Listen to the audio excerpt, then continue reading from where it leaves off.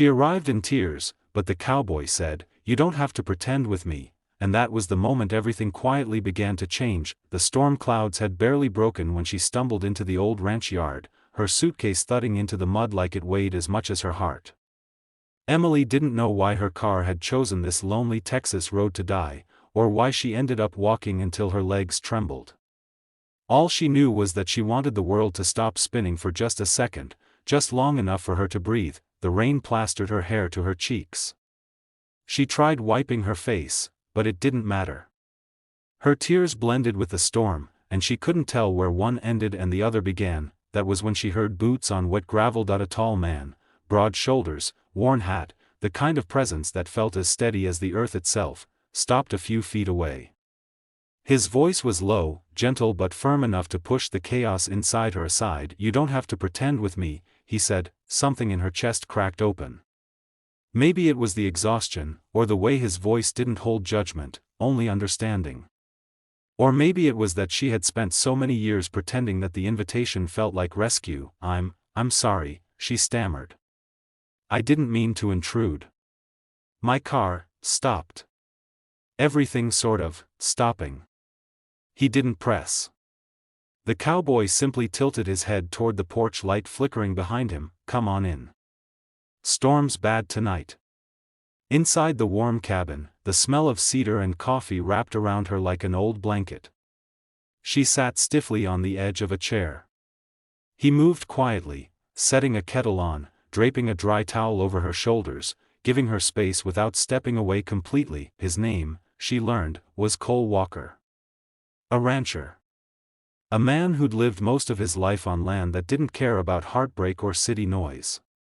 She didn't tell him everything at once, just the small truths she could manage, that she had left a relationship that had drained her spirit, that she felt lost, that she didn't know where she was headed. Cole didn't offer clichés or quick fixes. He simply listened with the patience of someone who knew storms always ended, even the ones inside a person. When thunder shook the windows, she flinched.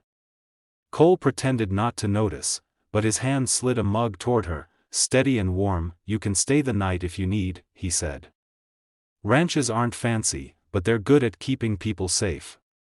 For the first time in months, Emily believed it. That night, as she curled beneath a heavy quilt that smelled faintly of sunshine and hay, she realized it wasn't love she'd found, not yet. It was something rarer, a place where she didn't have to explain why she was breaking, just a place to rest. And that was enough, for now that if Emily had known that sunrise would bring the truth she'd been running from, she might never have stepped onto the porch. Yet the moment she saw Cole standing there, everything she feared and everything she hoped for collided at once. A morning light bathed the fields in gold. The storm was gone, leaving the whole world washed clean, as if every drop of rain had made room for something new. Emily wrapped her borrowed flannel shirt tighter around herself and stepped outside. Cole was already working, moving with the quiet rhythm of someone who had learned to carry grief without letting it crush him. She watched him secure a broken fence post, the strength in his movements almost masking the sadness in his eyes. "You're up early," he said without turning. "Hope you slept better than last night." "I did," she admitted. "Thank you." He finally faced her, wiping dirt from his hands. "You look like someone trying to remember who they were before everything went wrong." Her throat tightened. "I don't even know where to start." Cole leaned against the fence. "Then start here. What's the thing scarin' you the most right now?" The question hit deeper than she expected. "The truth," she whispered. "The truth that maybe I stayed in the wrong life for too long. That I wasted years trying to be the version of myself someone else wanted." Cole didn't flinch. "You left. That's not wasted. That's brave." No one had ever said it like that. No one had made leaving feel like an act of strength instead of failure. They spent the morning working side by side, fixing fences, feeding horses, letting the silence between them grow soft instead of sharp. Emily found herself laughing at moments she didn't expect, especially when a stubborn mare nipped Cole's sleeve and he pretended to negotiate with her like she was a person. "See," he teased. "Even my horses can tell when someone's carrying too much. They get nippy around heavy hearts." She rolled her eyes. Maybe they're just nippy because you forget to give them treats. Don't encourage them, he said, but his grin lingered. As the hours passed, Emily felt pieces of herself returning, pieces that had been buried under criticism, doubt, and years of pretending she was fine. But peace has a way of bringing truths to the surface. While they rested near the barn, her phone buzzed in her pocket, an old message she hadn't deleted, a reminder of the person she'd run from. She stared at the screen, hands trembling. Cole watched her, quiet and steady. You don't have to look at it, he said. Not until you're ready. No, she said. I need to. Her ex had left a final message, blaming her for leaving, insisting she'd never make it alone, weaving guilt into every word. The same trap she'd escaped. With a breath that shook from the core of her being, Emily deleted the message. Then she blocked the number. Her hands didn't shake anymore. When she lifted her head, Cole was watching her with something like pride, soft, not possessive, respectful. You did it, he said. I did. Feels like breathing again, doesn't it? She nodded.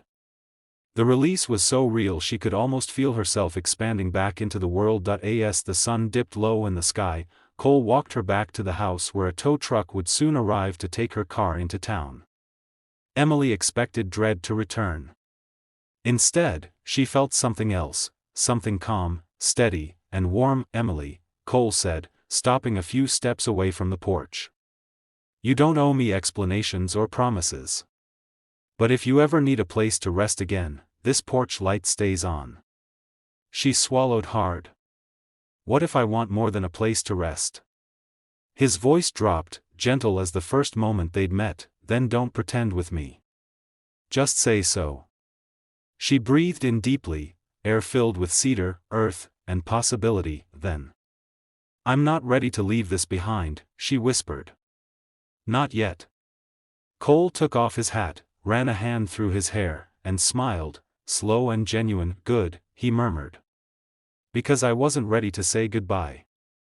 Emily didn't know what the future would hold, but for the first time in years, she knew what she wanted: freedom. Healing. A place where she could be real, and maybe, just maybe, a cowboy who had seen her at her worst and still opened his door. As the last rays of sunlight brushed the ranch in gold, she knew one thing for certain: storms don't end you, sometimes, they lead you exactly where you needed to go.